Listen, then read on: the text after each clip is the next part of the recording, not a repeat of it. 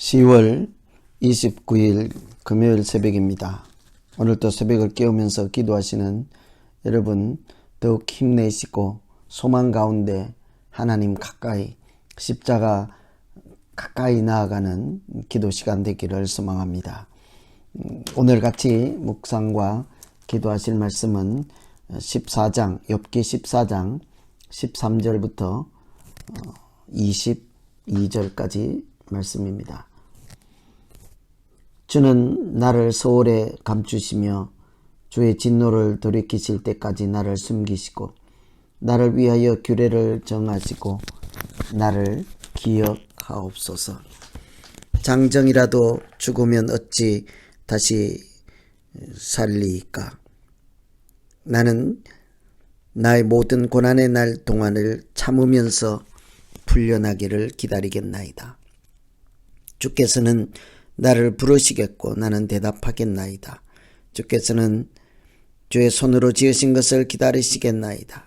그러하온데 이제 주께서 나의 걸음을 세시오니 나의 죄를 감찰하지 아니하시나이까. 주는 내 허물을 주머니에 봉하시고 내 죄악을 싸매시나이다. 무너지는 산은 반드시 흩어지고 바위는 그 자리에서 옮겨가고 물은 돌을 닳게 하고 넘치는 물은 땅의 티끌을 씻어버리나이다. 이와 같이 주께서는 사람의 희망을 끊으시나이다. 주께서 사람을 영원히 이기셔서 떠나게 하시며 그의 얼굴빛을 변하게 하시고 쫓아보내시오니 그의 아들들이 존귀하게 되어도 그가 알지 못하며 그들이 비천하게 되어도 그가 깨닫지 못하나이다. 다음은 그의 살이 아프고 그의 영혼이 애곡할 뿐이니이다. 아멘. 친구들과 대화를 한 차례 마친 욥이 하나님께 기도한 내용의 마지막 부분입니다. 13장, 14장은 친구들의 말을 듣고 욥이 마지막으로 변론하는 내용인데요. 그것은 기도로 되어 있습니다. 우리는 고난 중에 어떤 기도를 할 수 있을까요? 혹시 어려운 일이 당하고 알지 못하는 고난을 당하면 무슨 기도를 어떻게 하십니까? 내가 믿는 하나님이 어떤 분인지를 알면 그 알고 있는 대로 기도하게 될 것입니다. 마찬가지로 욥이 알고 있는 하나님은 욥의 기도를 통해서 우리가 만날 수 있지요. 욥은 고난 중에 어떤 하나님을 생각하였을까? 첫째는 고난에서 숨겨주시고 기억하시는 하나님이십니다. 13절 보시면 주는 나를 소홀에 감추시고 주의 진노를 돌이키실 때까지 나를 숨기시고 라고 하죠. 감추고 숨기신다고 합니다. 그리고는 나를 위하여 규례를 정하시고 나를 기억하옵소서. 감추시고 나서 기억하지 못하면 계속 숨어 있어야 되겠죠. 하나님이 우리를 지키는 방법은 여러 가지가 있습니다. 때로는 하나님이 우리를 환난에서 숨겨주심으로 그 환난을 피하게 하시죠. 전쟁을 할 때 상대방 적군의 눈을 어둡게 하여서 아람 군대의 눈을 어둡게 하여서 이스라엘 백성들을 지킨 하나님의 역사가 있습니다. 소돔과 고모라를 멸하실 때에 롯과 그의 가족을 산으로 도망하라 하셨죠. 그곳에 숨어라. 그래서 소돔과 고모라에 멸하실 때에 그 죽음을 피할 수 있게 하였습니다. 그 자리에 두지 않고 숨기신 것이죠. 그래서 우리는 하나님을 나의 산성이요 나의 요새요 나의 피난처라고 합니다. 하나님이 고난에서 숨기시고 감추어 주시기 때문이죠. 간혹 어미닭이 그 병아리들을 그 품에 날개 속에 품어서 독수리로부터 생명을 지켜주시지 않습니까? 하나님의 품도 마찬가지인 것이죠. 하나님도 우리를 그렇게 숨기시고 보호해 주십니다. 그런데 문제는 그렇게 숨기신 다음에는 하나님께서 기억하셔야지요. 만일 영원히 잊어버리면 우리는 계속해서 숨어 살 수밖에 없게 되지 않겠습니까? 항상 하나님의 구원은 하나님의 기억으로부터 시작하는 것을 말씀을 통해 볼 수 있습니다.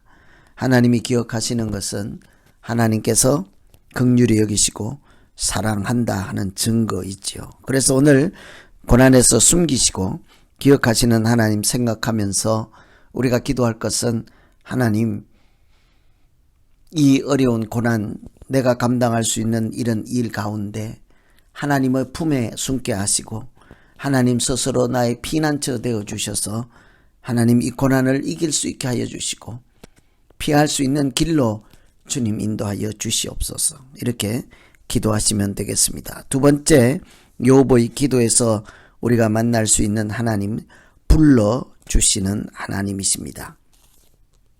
15절에 보시면 그때 주께서 나를 불러주시면 내가 대답하겠나이다. 주께서도 손수 지으신 나를 보시고 기뻐하실 것입니다. 고난이 다 지나갈 때까지 기다리겠다고 하죠.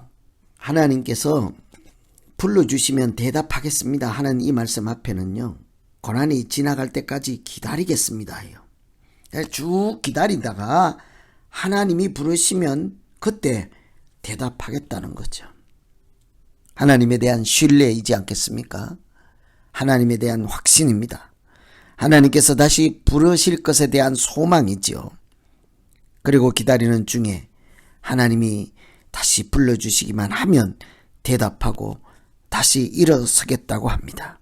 고난 중에 숨겨두시고 기억하지 못하면 숨어 살아야 하는 것처럼 그렇게 하나님이 내버려 두시지 아니하고 숨어있는 중에도 기억하시면 하나님이 반드시 다시 불러주실 것이라는 것이죠. 그때는 그 하나님의 부르심에 민감하게 반응하고 순종하겠다고 합니다. 하나님은 우리의 고난의 소리를 들으시고 부르시는 분이십니다. 애굽 백성들이 애굽에서 하나님의 백성들이 애굽에서 신음할 때 그들의 부르짖음을 들으시고 하나님이 기억하시고 구원을 베풀어 주셨습니다. 하나님은 언제나 우리를 보고 계시고 부르시는 분이시죠. 아무도 알아주지 않는 삭개오를 하나님 기억하시고 찾아가서 불러주시고 심지어 그의 집에까지 가서 식탁을 함께 나누시는 예수님을 우리가 기억하고 있습니다. 엘리야가 숨어 있을 때에 동굴 밖에서 세미한 음성으로 하나님은 불러주셨습니다. 아니 그를 그 동굴에서 불러서 나오게 하셨습니다. 그 부르심에 그들은 삭개오든지 엘리야든지 하나님의 백성이든지 다시 일어나서 시작할 수가 있었던 것이죠. 이처럼 하나님의 부르심은 은혜입니다. 그래서 하나님은 불러주시는 하나님이라고 할 수 있죠. 두 번째 우리가 기도할 것은 하나님 나를 기억하시고 이 고난에서 나갈 수 있도록 불러주셔서 하나님의 부르심이 곧 나에게는 구원이 되게 하시고 하나님의 부르심이 나에게는 큰 은혜가 되게 하셔서 하나님을 찬양하며 자랑하며 그렇게 살게 하여 주시옵소서. 이렇게 기도하시면 되겠습니다. 오늘은 욥의 기도를 통해서 우리가 만날 수 있는 고난에서 숨겨주시고 기억하시는 하나님, 우리를 불러주시는 하나님에 대해서 같이 말씀을 나누었습니다. 이제 오늘 말씀 생각하며 각자 한번 기도하겠습니다. 하나님 아버지, 때로 이 고난을 어떻게 풀어갈 길이 없습니다. 하나님, 이 고난으로부터 나를